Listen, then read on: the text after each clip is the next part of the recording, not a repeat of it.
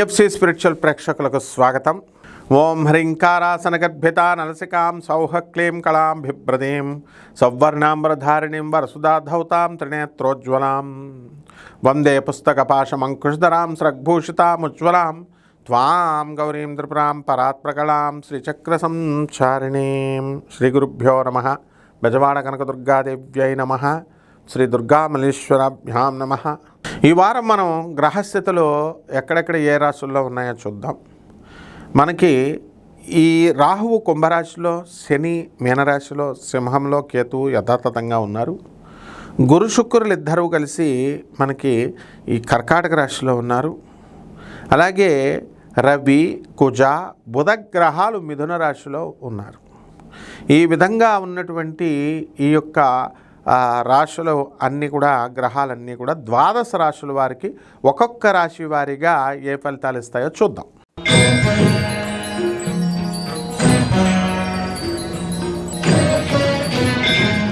ధనుస్సు రాశి. ఈ ధనుస్సు రాశి వారికి అందరికీ కూడా వ్యాపారాల మీద వ్యాపారాలు, లాభాల మీద లాభాలు, బేరాల మీద బేరాలు వచ్చేస్తాయి ఈ వారం. అయ్యి బాబోయ్, మా అసలు సరుకులు అమ్మడం అవ్వట్లేదండి, ఏ రకం వ్యాపారమైనా సరే అనుకునేటటువంటి వాళ్ళందరికీ కూడా బేరాలు ఉబ్బి తబ్బిబ్బైపోతారు.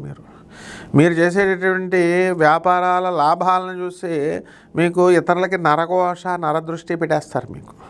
అలాగే స్త్రీలు మీ వెంటబడతారు. మరి ఇవన్నీ వస్తాయి, మరి జాగ్రత్తగా చూసుకోవాలి. ఎందుకంటే రాహు చాలా బాగున్నాడు మీకు. మెస్మరిజం పవర్ మీలో, మీరు మాట్లాడితే చాలు మాస్ నాగార్జునలాగా మాట్లాడతారనమాట. అర్ధాష్టమ శని ఉన్నాడు. ఆ శని ప్రభావం వలన అప్పుల బాధలు అండి అంటారు. అవి ఉంటాయా బాబు, అందరికి ఉంటాయి అప్పులు. పనులు లేటండి అంటారు. లేటే మరి చేసుకోవాలి జాగ్రత్తగా. మరి అష్టమంలో గురుడు వచ్చేసాడండి, అష్టమంలో శుక్రుడు వచ్చాడు. ఇక్కడ మెయిన్ విషయం ఏమిటంటే అండి, మీరందరూ జాగ్రత్తగా కనుక ఉండకపోతే అష్టమ శుక్రుడు భార్య రివర్స్ అయిపోతే తంతుందండి మిమ్మల్ని.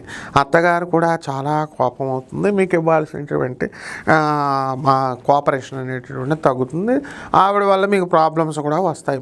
మీరు చేసే పనుల వల్లే వాళ్ళు రివర్స్ అవుతారు. జాగ్రత్తగా చూసుకోండి. మరి ఆడవాళ్ళ వల్ల రివర్స్ అయిపోతారు. అదేవిధంగా ఈ యొక్క రాశి వారికి అందరికీ కూడా థాయిలాండ్, జపాన్ ఇలాంటి కంట్రీస్ అన్నీ కూడా, మలేషియా ఇవన్నీ వెళ్తారండి.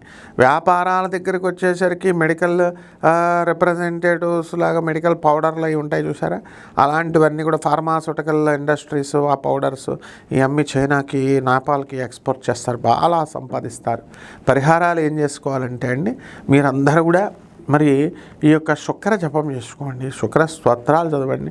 శుక్రుడికి కిలోంపావు బొబ్బరల్ని, తెలుపు రంగు వస్త్రాలనిచ్చి పేద బ్రాహ్మణులకి శుక్రవారం నాడు ఉదయం కరెక్ట్గా 6 గంటలకి దానం చేసుకోండి.